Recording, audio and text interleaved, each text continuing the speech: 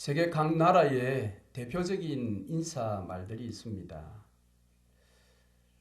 미국은 뭐죠? 하이 할 수도 있고, 그죠? 굿모닝, 그것이 한번 가장 대표적이겠죠. 그런데 이런 각 나라 대표적인 인사 말에는 그 나라의 어떤 역사적인 배경, 또 문화적인 배경들이 속해 있습니다. 우리나라도 마찬가지죠. 우리나라의 대표적인 인사말이 무엇입니까? 안녕하십니까? 그런데 우리나라의 이 안녕하십니까? 라는 이 인사말에도 문화가 그 속에 담겨 있고 한국 역사가 그 속에 담겨 있습니다. 그것은 슬픈 면들이 있지요. 우리나라가 워낙 외세의 공격을 많이 받아서 환란이 너무 많았던 민족이었지요. 또 때로는 먹을 것이 없어서 한 끼 한 끼를 염려하는 그런 시절들도 있었습니다. 그래서 그때에 만나서 서로 안녕하십니까 물었을 때는 지난 밤에 별거 없었습니까? 아침에 만나서는 아침 식사는 그러지 않았습니까? 이 같은 슬픈 그런 이면이 우리나라의 이름에 있습니다. 인사말에 있습니다. 그러다 보니 새들이 지지배배 이렇게 소리 낼 때 우리나라 사람들은 다 새가 운다 그렇게 표현하죠. 새가 우는지 서양 사람들이 말하는 것처럼 새가 노래하는 것인지 우리는 정확하게 알 수 없지만 왜 어떤 민족은 새가 운다 이야기하고 왜 어떤 민족은 새가 노래한다 했을까요? 그것이 그 말에 다 이런 이면적인 배경이 있기 때문에 그렇습니다. 미국의 사회학자 해롤드 카펜켈이라는 사람이 안녕하십니까? 라는 이 인사말을 한번 연구를 했다고 합니다. 도대체 사람들이 만나서 인사할 때 안녕하십니까? 라고 했을 때 어떤 반응이 있을까? 그래서 이제 연구를 하면서 사람들이 안녕하십니까? 이렇게 물으면 되물은 것입니다. 무엇이 안녕입니까? 그럼 이렇게 물은 거예요. 그랬더니 이 반응이 다양했다고 합니다. 아니 그냥 무심하게 안녕하십니까? 물었는데 뭐가 안녕하냐? 왜 물어? 이런 사람들일 거예요. 글쎄요. 라고 이야기하는 사람들도 있고 인사는 안 받아주고 무슨 또 질문이야. 싱거운 녀석 다 봤네. 이런 반응들도 있었다고 합니다. 그것은 현대인들이 서로 인사할 때는 사실 별 의미 없이 그렇게 인사할 때가 많이 있다라는 것입니다. 제가 여러분에게 오늘 부임 설교를 하면서 제목을 안녕하십니까? 이렇게 붙였는데요. 의미 없이 그냥 처음 만남이니까 인사치레로 안녕하십니까? 그렇게 붙인 것은 아닙니다. 그것은 분명합니다. 부활하신 예수님께서 처음 만난 여인들에게 건넨 인사말이 오늘 본문의 말씀입니다. 무엇이라고 인사하셨습니까? 평안하냐 그랬습니다. 부활하셔서 처음 여인들을 만났는데 그것도 당신의 무덤을 찾아온 여인들을 만났는데 건넬 수 있는 인사말이 많았을 텐데 왜 하필이면 평안하냐 이렇게 인사하셨을까요? 이 인사는 이때에 가장 적합한 그런 인사일까요? 여러분 어떻게 생각하십니까? 사실 제자들이나 이 여인의 현재의 어떤 상황 그리고 이들의 현 마음 상태를 우리가 생각해 보면 여러분 어느 지경에 지금 처해 있습니까? 이 사람들이 제자들이 두려워하고 떨고 있고 무서워하고 공포심에 떨어져 있는 이들에게 왜 평안하냐 이렇게 물었을까요? 예수님께서 그들의 마음의 상태를 몰라서 그들의 지금의 삶의 정황을 몰라서 그렇게 물으셨겠습니까? 각 나라의 인사말에는 반드시 그 어떤 배경이 스며 있듯이 주께서 오늘 부활의 날 처음 만난 여인들에게 평안하냐 이렇게 물으신 것은 분명 그 이면이 있다라는 것을 우리가 생각해 보아야 합니다. 그래서 예수님께서 부활 후에 처음으로 말씀하셨던 인사말 평안하냐 평안하뇨 이 말의 의미를 정확하게 아는 것이 매우 중요합니다. 왜냐하면 거기에 놀라운 의도가 있기 때문에 그렇습니다. 오늘 제가 여러분께도 안녕하십니까 인사를 드리는데 저의 이 인사의 의미도 여러분 이 시간 정확하게 아시기를 바랍니다. 예수님께서 이제 부활하시고 이제 여인들을 만나셨는데 제자들은 지금 어디 있습니까? 제자들은 자기들의 그 골방에 숨어 있습니다.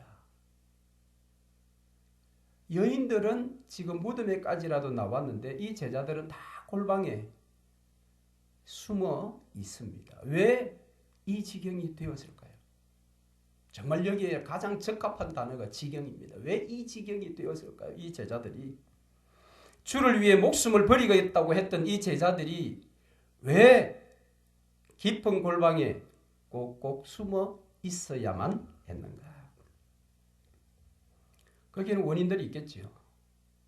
첫 번째는 외부적인 원인이 있을 것입니다. 그것은 예수님의 십자가 죽음입니다. 그렇게 따랐던 스승 예수님, 왕이 되리라고 철저히 믿고 따랐던 그 예수님께서 어쩌면 허무하게 보이는 것처럼 갑자기 십자가에서 죽으신 것이 원인입니다. 그런데 실제 이 죽음에 대해서는 예수님께서 많이 예고하셨잖아요.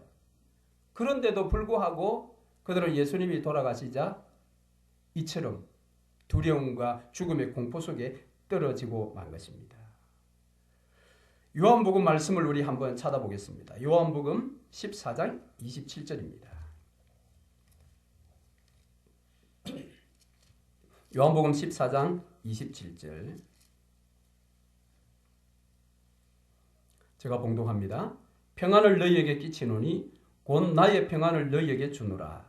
내가 너희에게 주는 것은 세상이 주는 것과 같이 아니하니라. 너희는 마음에 근심하지도 말고 두려워하지도 말라. 아멘. 이미 죽음도 예고되었고 평안하라. 그렇게 말씀하셨어요. 이 평안은 세상이 주는 것하고 다른 평안이다. 그러니까 너희는 마음에 근심도 하지 말고 두려워하지도 말라. 이미 말씀하셨는데 이들이 지금 두려워하고 근심 속에 공포 속에 떨어져 있었던 것은 그들의 믿음이 십자가 죽음에서 끝나버렸기 때문입니다. 이것이 내부적인 원인입니다. 자신들의 내부적인 원인. 믿음의 끝이 있었던 거예요. 십자가 위에서 주님이 죽으셨을 때 그들의 믿음이 거기서 되살아나는 것이 아니라 그 믿음이 거기에서 같이 죽어버린 거예요. 이것이 문제였습니다. 그들은 지금 영적인 공황 상태에 떨어져 버렸습니다. 그래서 방금 읽은 이 예수님의 말씀을 그들이 까맣게 잊어버렸습니다. 그들 머리에 지금 가득 찬 것은 죽음의 공포뿐이었습니다. 이런 제자들의 실상을 예수님께서 잘 알고 계셨을 텐데 오셔서 평안하냐 이렇게 물으신 거예요. 얼른 보면 지금 상황에 맞지 않은 인사말 같지만 여기에는 예수님의 놀라운 그런 목적이 있습니다. 먼저는 그들의 지금 불신앙을 먼저 짚어주시기 위함입니다. 내가 평안을 너희에게 끼친다. 그리고 그 평안은 세상이 주는 것과 다른 것이다라고. 그러니 염려하지도 말고 근심하지도 말고 더구나 두려워하지 말라 했던 이 말씀을 다시 한번 일깨워 주시기 위함입니다. 뿐만 아니라 예수님은 십자가를 앞에 두시고 말씀하시기를 그들로 하여금 염려하게 만들고 근심하게 만들고 두려워 떨게 만드는 이 세상에 대하여 내가 세상을 이기었으니 너희는 담대하라고까지 선언하셨고 부탁을 하셨는데 그들이 이것들을 까맣게 잊어버렸으니 다시 한번 그것을 일깨워 주시고 그러기 위해서 먼저 그들의 불신앙을 지적하고 계신 것입니다. 그래서 그것을 일깨워서 이제는 주님이 주신 이 평안을 영원히 누리도록 그 어떤 세상의 공격 앞에서도 잃어버리지 않고 이것을 계속해서 누릴 수 있도록 주께서 직접적으로 평안하뇨라고 그렇게 묻고 계십니다. 그렇습니다. 예수님께서 십자가를 지시고 사흘 만에 부활하심으로 영원한 생명으로 낳은 이 제자의 삶이란 삶의 어떤 세상의 공격 앞에서도 평안을 잃지 않는 삶이어야 합니다. 이것을 우리가 잊지 말아야 합니다. 좋은 성경적인 예가 있습니다. 그것은 마가복음 5장에 나오는 혈루증 여인에 대한 이야기입니다. 지난번 12월 달에 여러분들께 와서 전했던 말씀 가운데 한 본문이 이 말씀이었습니다. 12년 동안 혈루증으로 고생했던 고생 정도가 아니지요. 가지고 있는 모든 재산 다 잃어버리고 병은 더 깊어졌던 이 여인이 예수 그리스도를 만나서 치료받고 구원받은 기사 아닙니까? 그는 예수 그리스도의 치유의 은혜를 입어서 전혀 상관없던 여인에서 예수의 딸이 되었습니다. 주께서 딸아 그렇게 불렀습니다. 그리고 결론적으로 무엇이라고 말씀하셨습니까? 평안히 가라. 평안히 가라. 실제 이 여인은 지금 치료를 받았지만 돌아가야 할 가족들에게 돌아갔을 때에 아니면 그 사회 가운데 들어갔을 때에 어떤 일을 다시 만날지 모릅니다. 또 다른 질병에 걸릴지도 모릅니다. 계속해서 평안을 이어가기가 쉽지 않은 그런 미래가 기다리고 있음에도 불구하고 주께서 마지막으로 하신 말씀이 따라 평안히 가라. 그 말은 어떤 어려움이 다시 찾아온다 할지라도 나를 기억하며 이 평안의 삶을 살아내라는 것입니다. 여러분 그러므로 오늘 평안하뇨라는 이 인사 말씀은 바로 이 여인뿐만 아니라 제자들을 향한 너희의 정체가 무엇인지를 돌아보라는 그런 질문과도 같은 말씀입니다.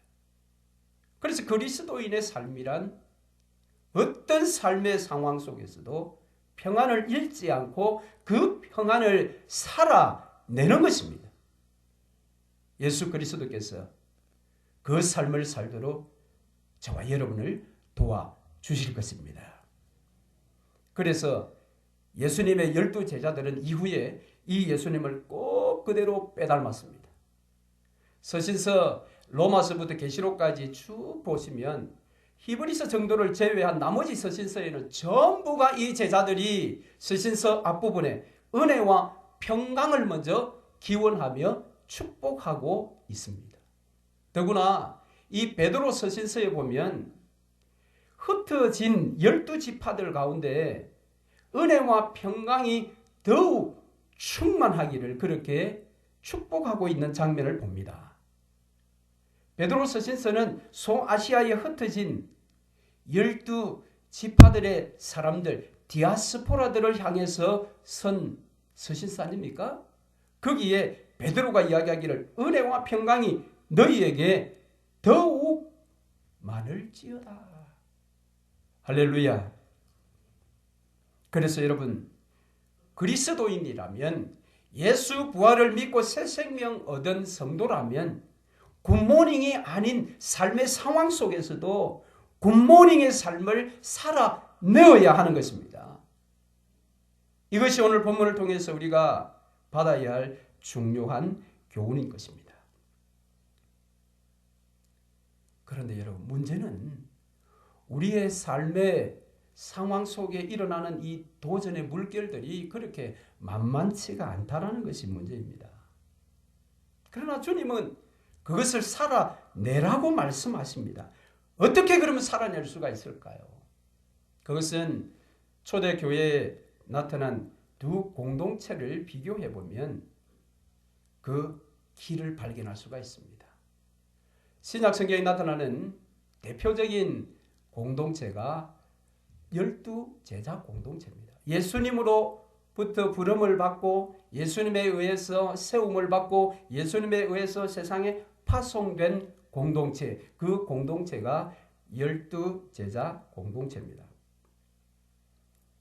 이 제자 공동체를 위해서 예수님은 3년 동안 모든 힘을 쏟아 부으신 것입니다. 그런데 이 12제자 공동체가 한순간에 도자기가 땅에 떨어져 산산조각 나듯이 12제자 공동체가 산산조각이 나버렸습니다. 무엇 때문에? 예수님의 십자가 죽음 때문입니다. 그토록 따랐던 예수님이 십자가에 죽으실 때 이 제자 공동체가 산산조각 나버렸습니다. 그래서 이를 두고 영성신학자 헨리 나우에는 현존 속의 부족이라고 그렇게 표현했습니다. 현존 속의 부족이다. Absence in presence. 예수가 그들과 함께 3년 동안 함께 생활했으나 나중에 십자가 앞에서 보니까 이 12제자 공동체에는 예수님이 부재했다라는 것입니다. 놀라운 것입니다. 오늘 우리도 그럴 수 있습니다. 목사와 수백 명의 교인들 사이에서도 함께 한 교회를 섬기지만 현존 속의 부재와 같은 교회가 될 수 있습니다. 목사가 성도와 함께 있었지만 성도에게는 목사가 없는 삶. 목사와 성도가 함께 하지만은 목사에게 성도가 없는 목회. 그런 게 있을 수 있습니다. 부부 관계도 마찬가지죠. 30년, 40년 한 집에서 함께 부부로 살았으나 전혀 부부가 되지 못한 부재의 30년, 40년의 세월이 될 수 있습니다. 그래서 어쩌면 황혼, 이혼을 하는지 모르겠습니다. 고난이 오니 산산조각 나버린 12제자 공동체. 그런데 이 공동체와 사뭇 정반대의 공동체가 신약에 나타납니다. 그것이 바로 초대교회 공동체입니다. 사도행전에 보면 나타나는 예루살렘 교회 공동체입니다. 스데반 집사의 순교 이후에 여러분 이 예루살렘 교회 공동체가 산산조각 났죠. 사실은 더 이상 예루살렘에 있지 못하고 온 유대로 사마리아로 땅끝까지 흩어졌습니다. 그런데 여러분 그들은 산산조각 나서 소아시아에 다 흩어져 버린 것 같았지만 그렇게 보였으나 그들은 여러분 그렇게 산산조각 나지 않았습니다. 왜냐하면 그들은 복음을 들고 온 유대와 사마리아와 땅끝까지 나아갔기 때문에 그렇습니다. 이것을 두고 히브리서 기자는 그들은 세상이 감당치 못하는 사람들이었다. 그렇게 인정하고 있는 것을 우리가 보게 되는 것입니다. 완전히 다른 공동체입니다. 그래서 앞서 현존 속의 부재라고 이야기했던 이 나우엔이 이 교회 공동체, 예루살렘 교회 공동체는 이것이 뒤집어졌다라는 것입니다. 부재 속의 현존의 모형이라는 것입니다. Presence in absence라는 모임이 바로 이 교회 공동체라는 것입니다. 예수님은 그들과 함께 하지 않았습니다. 왜요? 예수님은 부활하신 다음에 성천하셨으니까.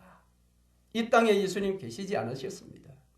그들이 흩어진 온 유대와 사마리아와 땅끝까지 예수는 함께 하지 않으셨으나 실제 그들이 간 그 땅끝까지 예수가 함께 한 것입니다. 할렐루야. 그래서 그 세상이 이들을 감당치 못했던 것입니다. 그래서 우리는 신학자들은 아니지만 여기서 중요한 신학적인 질문을 하나 던져야 합니다. 무엇이 도대체 무엇이 이 깨져버린 12제자 공동체를 예루살렘 교회 공동체로 바꾸어 놓았느냐라는 것입니다. 오늘 설교의 주제와 연결해서 질문한다면 무엇이 이들에게서 이 평안을 빼앗아가지 못하게 만들었는가라는 것입니다. 몸은 떠나가지만 마음속에는 계속해서 그 평안을 품고 땅끝까지 나아갈 수 있게 만든 원인이 무엇인가라는 것입니다. 도대체 무엇이? 이 질문에 대한 답을 우리가 얻지 못하면 이민교회의 소망이 없습니다. 우리 교회가 이 질문에 대한 정확한 답을 붙들지 못하면 늘푸른 장로교회는 앞으로 소망이 없습니다. 미국과 유럽의 교회들이 실패했던 원인 가운데 하나가 이 질문에 대한 답을 그들이 붙들지 못했기 때문입니다. 알지 못했기 때문입니다. 그 답이 무엇입니까? 그것은 바로 예수 그리스도의 부활의 경험입니다. 예수의 부활, 그 부활이 나의 부활로 경험되는 것. 12제자 공동체는 예수 부활을 믿지 않았습니다. 예수님 성만찬 하시면서도 분명히 내가 사흘 뒤에 다시 살아날 것이다 말씀하셨지만 제자들 믿지 않았습니다. 그래서 예수님 죽자 부활을 기다린 것이 아니라 골방에 숨어 들어간 것입니다. 그들은 예수 부활을 경험하지 못했습니다. 그러다 보니 3년 동안 예수 밑에 있었지만 예수님과 3년 동안 먹고 마시고 함께 했으나 고난 앞에 산산조각 나버리고 만 것입니다. 그들에게 필요한 것이 무엇입니까? 예수 부활에 대한 믿음이요. 그 부활이 나의 부활로 경험되는 것이었습니다. 그래서 부활하신 예수님께서 부활하셔서 바로 성천하시지 아니하시고 그 12제자 공동체를 찾아가셔서 40일 동안 부활을 경험케 하셨습니다. 할렐루야! 우리 예수님 얼마나 그 사랑이 놀랍고 감사한지요. 여러분, 예수님께서 40일 동안 그들과 다시 한번 부활의 몸을 보여주시고 만져보게 하시고 다시 부활의 몸으로 그들과 먹고 마시는 40일의 시간이 지난 후에 이 땅을 떠나가시고 이곳에 무엇이 세워졌습니까? 그때 교회가 세워진 것입니다. 예루살렘 교회가 뿌리 깊이 내리게 된 것입니다. 그래서 오늘 세상에 어떠한 죽음의 공포와 같은 물결이 우리를 밀어 붙여온다 할지라도 그것을 이겨내고 마음의 평안을 잃지 아니하고 끝까지 평안을 살아낼 수 있는 그 비결과 능력이란 예수 그리스도의 부활입니다. 그 부활의 경험임을 여러분 꼭 기억하시기를 바랍니다. 그래서 우리 늘푸른 장로교회가 존재 근거를 바로 예수 그리스도의 이 부활에 딱 둘 때에 우리 교회는 앞으로 만세반석 같은 세상이 감당치 못하는 교회가 될 줄로 믿습니다. 그렇기 때문에 저와 여러분 뿐만 아니라 우리의 자녀들까지도 이 부활을 경험케 만들어 주어야 합니다. 무슨 시간을 통해서요? 부활을 함께 기뻐하고 매주일 우리가 예배드리는 이 시간을 통해서 말입니다. 주일 공예배를 통해서 우리 자신은 물론이요 우리의 자녀들까지 부활하신 예수 그리스도의 그 부활을 자기의 부활로 정말 체험하며 경험하도록 우리가 만들어야 합니다. 그래서 그들이 공예배 나올 때마다 예배 시간 말씀과 기도와 찬양 이와 같은 것들을 통해서 예수 그리스도의 십자가에 함께 죽고 예수 그리스도 부활하실 때 다시 사는 그 경험을 날마다 주일마다 우리가 해야 하는 것입니다. 그럴 때에 부지불식간에 우리에게 찾아오셔서 주께서 누구누구야 평안하뇨 물었을 때에 아멘이라고 대답할 수 있을 것입니다. 이 대답이 저와 여러분의 대답이기를 바랍니다. 자, 그러면 이 평안이 그럼 정말 무엇일까요? 평안. 히브리인들은 만나면 샬롬이라고 인사합니다. 샬롬. 근데 이것이 헬라어, 신약 시대 때 사용했던 헬라어로는 에이레네라는 단어입니다. 신약 성경에 한 90번 이상 이 에이레네라는 단어가 나옵니다. 그러니까 신약의 핵심이 예수의 십자가와 부활이듯이 신약의 핵심이 이 평안에 있는 것이지요. 에이레네. 이 평안 에이레네는 사람과 사람 사이 어떤 관계의 평안이라기보다는 어떤 환경적인 지역의 어떤 상태를 이야기합니다. 평화의 상태. 평화의 때. 자, 왜냐하면 원래 이 초대교회 시절에 에이레네라는 지역이 있었다고 합니다. 그런데 이 지역 사람들은 어찌된 일인지 서로 간에 너무 분쟁이 많았다고 해요. 갈등이 너무 많았습니다. 하루라도 싸우지 않는 날 없고 분쟁이 없는 날이 없었던 그런 지역이 에이레네라는 지역이었습니다. 그런데 어느 날 로마가 딱 쳐들어와서 이 에이레네 지역을 점령해버린 것입니다. 그런데 신기한 것은 로마가 점령하고 나서 이 땅에 에이레네 평안이 찾아왔습니다. 자기들끼리 다툼이나 분쟁이 사라져버린 것입니다. 비록 식민지는 되었지만 자기들끼리의 분쟁과 갈등 이 모든 것들이 한순간에 싹 사라져버렸습니다. 그래서 평화가 온 것처럼 보인 거예요. 그래서 그때부터 평화를, 평강을 표현할 때 에이레네 단어를 많이 사용한 것입니다. 여러분, 예수님께서 전쟁을 치르셨습니다. 사단이 온 사람들 심령 가운데 찾아 들어와서 주인이 되어 사람과 사람 사이에 계속해서 분쟁과 투쟁, 영적인 갈등을 일으키는 이 땅에 주께서 오셔서 십자가 전쟁을 통해서 그분이 그 죽음의 권세, 사망의 권세를 깨뜨리시고 이기신 것입니다. 전쟁을 끝내버리셨어요. 영적인 전투가 끝나버린 것입니다. 이제 우리에게 주어진 것은 에이레네, 평화의 상태입니다. 그래서 여러분, 에이레네라는 단어가 나오는 것입니다. 그 에이레네가 하나님 나라죠. 하나님 나라에 저와 여러분을 이제 놓아두셨는데 오늘 우리의 찬양의 기쁨이 바로 여기에 있지 않겠습니까? 그런데 여러분, 재미있는 것은 오늘 본문에 나오는 이 평안이라는 단어가 똑같은 평안인데 원어에서는 에이레네라는 단어를 사용하지 않고 카이레테라는 단어를 사용했다라는 것입니다. 카이레테. 왜 주님은 전통적으로 써오는 이 에이레네라는 단어를 사용치 않고 딱 이때는 카이레테라는 단어를 사용했을까? 카이레테도 평안의 뜻입니다. 제가 공부했던 버지니아에 있는 리버티 대학교, 이 리버티는 뜻이 무엇입니까? 자유지요. 우리나라는 자유인데 영어에는 자유의 단어가 두 가지가 있지요. 하나는 방금 말씀드린 리버티가 있고 또 하나는 무엇입니까?